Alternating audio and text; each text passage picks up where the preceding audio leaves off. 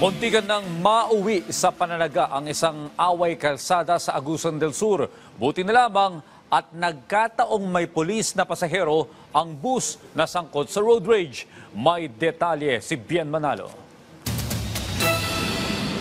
Makikita sa video na ito ang isang 10-wheeler truck na nakasunod sa pampasaherong bus na kapwa binabagtas ang kahabaan ng Butuan-Bayugan Road sa Sibagat, Agusan del Sur bandang alas 3 ng hapon noong Sabado. Ilang saglit lang ay nag-overtake ang truck sa bus.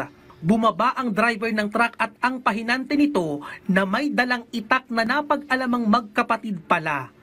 Lumapit ang truck driver sa bus at tila pinagbantaan at hinamon pa ang driver ng bus. Maya-maya pa ay may lumapit ng mga pulis at nang mahimasmasan ay doon na ibinaba ng dalawa ang hawak na itak.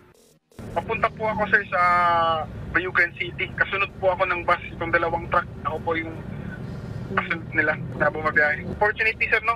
Hindi ko rin inaasahan na may kasunod din palang isang pulis. Tapos yung pulis Captain Nakila at meron din isang pulis na sakay ng bus. So si Patrolman Presyo. Kaya sa kabutihang palad naman sir, when we gave verbal command sa nag-book kay fortunately, he was very compliant naman. Kaya nahimas-himasan din. Kaya na-solve po yung insidente. Pakalma po din yung lalaki na may dala ng itak.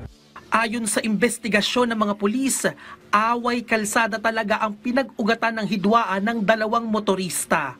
Isa lang yung motibo niya kasi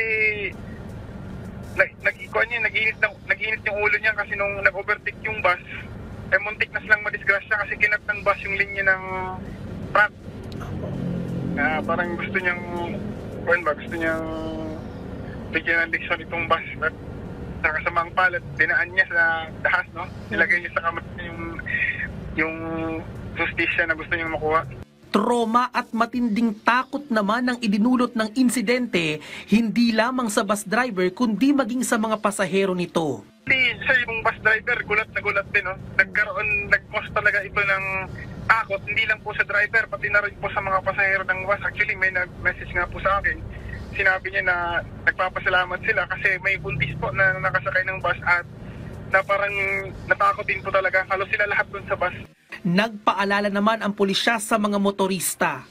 Baon po tayo ng isang damakmak na pasensya kasi hindi po natin talaga alam kung ano yung mangyayari sa daan. Huwag po tayong magpadala sa init ng ulo natin at bukso ng damdamin kasi baka makagawa po tayo ng mga di inaasahan o makasakit po tayo sa kapwa natin.